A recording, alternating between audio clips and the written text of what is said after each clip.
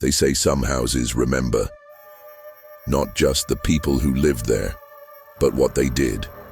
Before we begin, if you love true horror stories that twist your soul and keep you up at night, don't forget to hit that like button and subscribe to Velvet Shadows. You're about to descend into a darkness that may follow you long after the video ends. This happened in 2006, in the small, dying town of Elk Grove, Maryland. A couple, Daniel and Marissa Holloway, newlyweds in their late 20s, moved into a century-old Victorian house they bought at auction for less than $10,000. It was the kind of deal too good to be true, because it was. The Holloways wanted a fresh start. Daniel was a freelance writer, and Marissa a school teacher. The town was quiet, forgotten by time, surrounded by forests that swallowed sound. Their new home stood tall, its white paint peeling like old skin, windows that looked like tired eyes, and a porch that creaked even when no one was on it. From the very first night, the house showed them it was awake. Chapter number 1, The Door That Opened Inward. Let me take you back to their first week in that house. Daniel and Marissa Holloway were full of hope, naive hope. You see, they believed in second chances, fresh paint, fresh marriage, fresh memories. They thought this old Victorian with its sagging porch and cracked windows was going to be their sanctuary. But houses, especially old houses, carry more than just wood and nails. They carry memories, and some memories refuse to stay buried. The first few nights were quiet, uneventful, at least on the surface. But Marissa noticed the little things. The hallway light was always on in the morning, even though she was sure she turned it off before bed. At first, she blamed Daniel. Daniel blamed the faulty wiring. They laughed it off, but laughter fades quickly when you start to feel watched. Daniel began waking up in the middle of the night, drenched in sweat. He'd swear he heard footsteps, not above, not below, but inside the walls, soft, slow, as if someone was pacing just behind the drywall. One night, Marissa woke up gasping. She said she had a dream, more like a vision. A woman, pale and broken, trapped inside a wall, beating her fists until they bled. Her lips moved, but no sound came out. Then finally, just before Marissa woke, she whispered, "I'm still here." She didn't tell Daniel at first. She thought it was just a nightmare. Until something happened that couldn't be explained away. The basement door, it was always locked. A heavy iron latch. They didn't even have a key for it yet. But one morning, Daniel came downstairs and stopped cold. The door was wide open. And here's the thing. It swung inward. The hinges were on the inside. And the latch, still bolted. As if the door had been opened from within, from the basement. Daniel stood frozen at the threshold, staring into that pitch-black void. The air was ice cold, like a breath from underground. And there was this smell.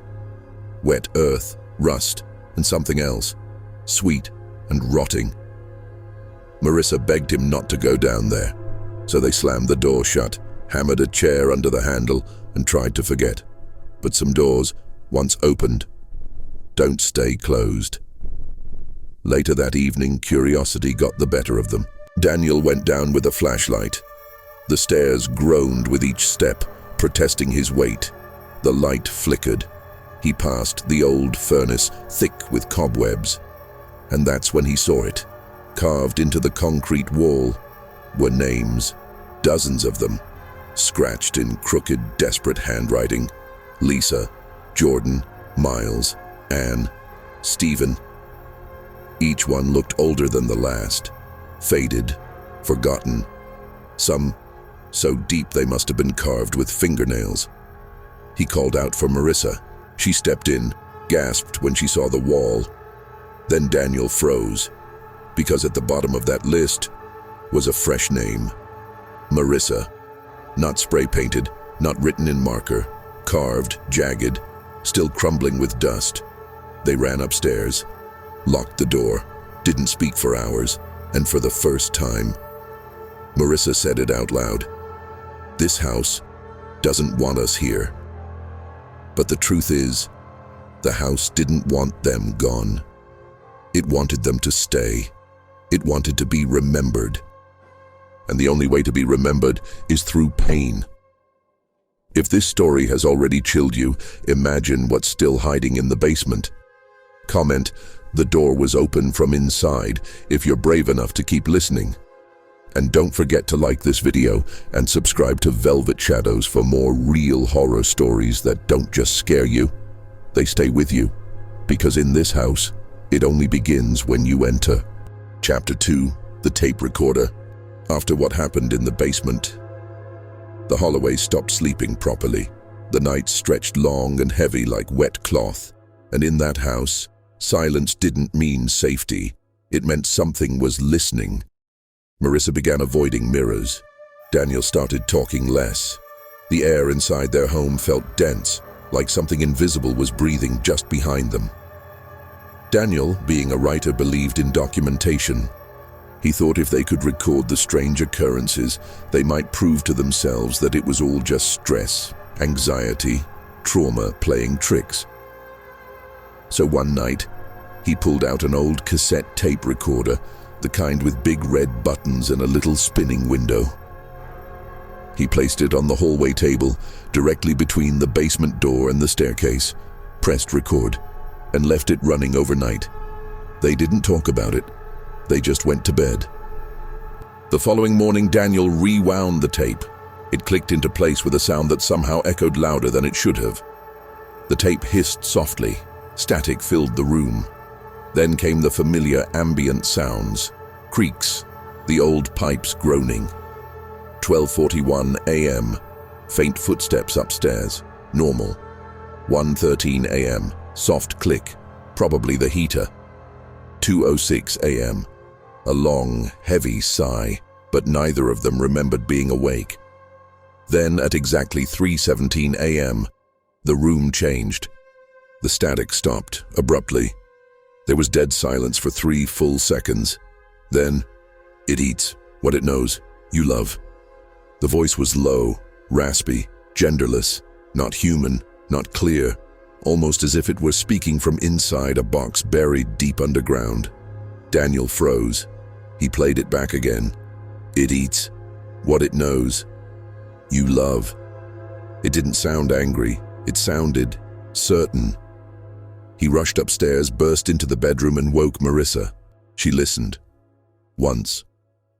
Then turned off the recorder and whispered, "Please, never play that again." But something shifted in Daniel after that night. He became obsessed with understanding the voice. He dug out his old journals. He started writing at all hours, sometimes for 10 or 12 pages at a time. He scribbled notes on receipts, napkins, even the backs of photographs. His handwriting got worse, slanted, unreadable. Soon he began writing backward, as if something inside him didn't want the words to be understood by others. And then he started writing one sentence, over and over, on notebook pages, on the walls, on the back of their wedding photo. "It knows we know." A few days later, Marissa came home from school and found Daniel on the floor of the hallway. The cassette recorder had been smashed, not dropped, but violently destroyed, as if someone had taken a hammer to it over and over. When she asked him what happened, Daniel whispered, "It said my name last night." She asked him, "Who said your name?" He replied, "The same voice from the tape. It stood at the foot of the bed. I didn't see it, but I felt it smile." He didn't sleep that night. Neither did she. From that night forward, they kept all the lights on. But it didn't matter anymore. The house wasn't reacting to them, it was studying them.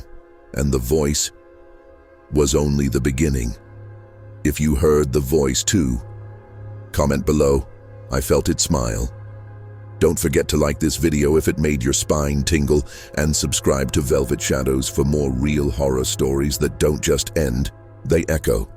And remember, some voices aren't meant to be heard. Chapter 3. The Mirror Room.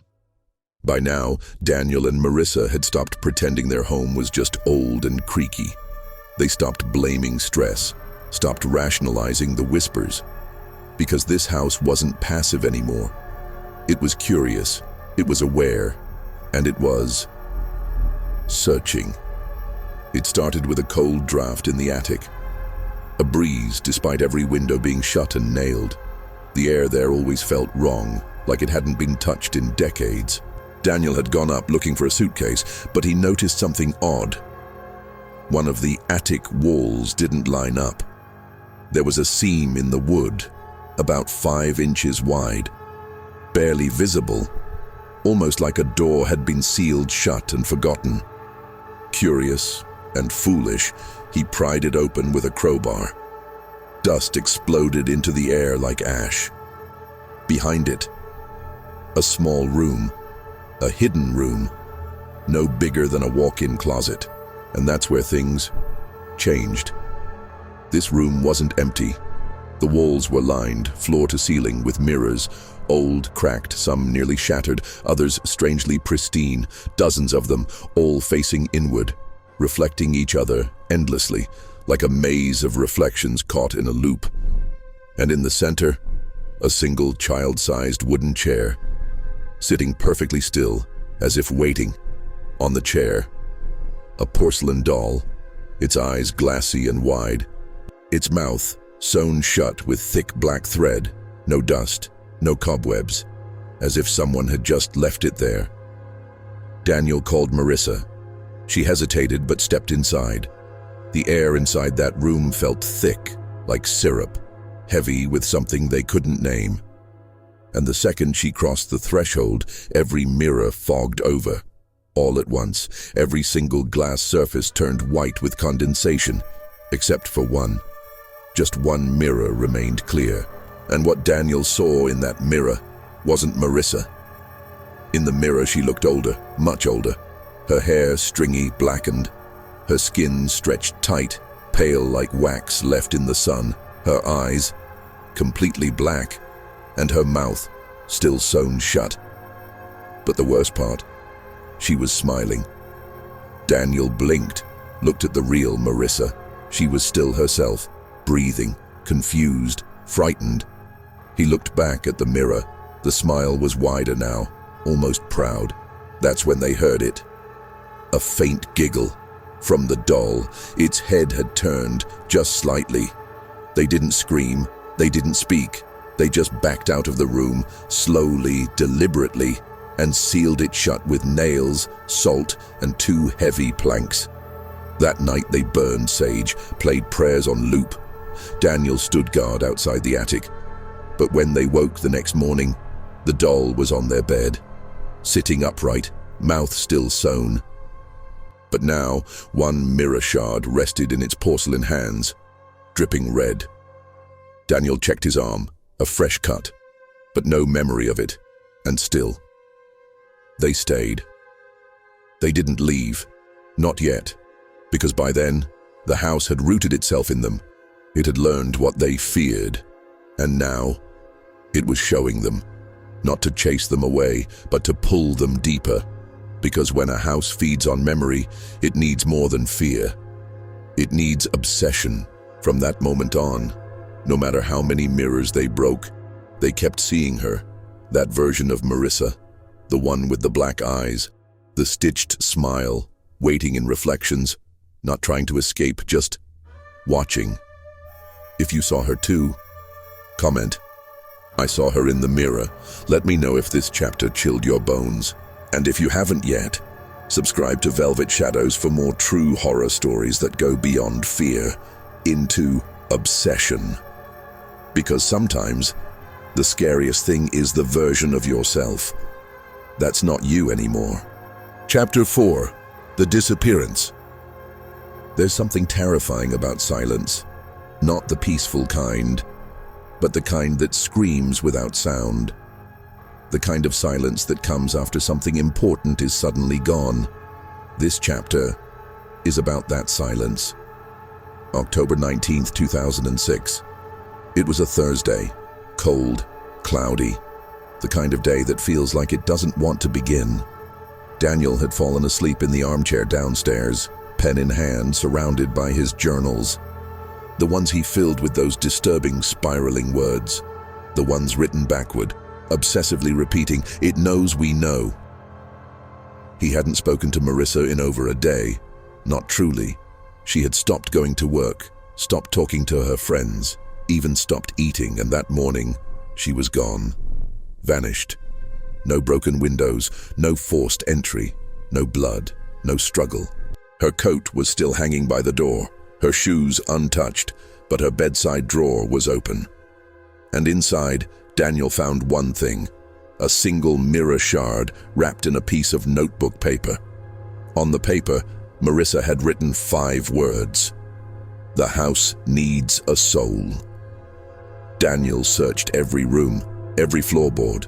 He even broke the seal to the attic room again. The doll was gone. In its place, a note written in Marissa's handwriting, though shaky and uneven. "It won't take you if it has me." Daniel dropped the note. He screamed her name over and over until his voice gave out. The house said nothing. In the days that followed, Daniel spiraled. He stopped writing in his journals, started writing on the walls instead, over and over, desperately carving, "She's still here. She's behind the walls. She's in the mirrors."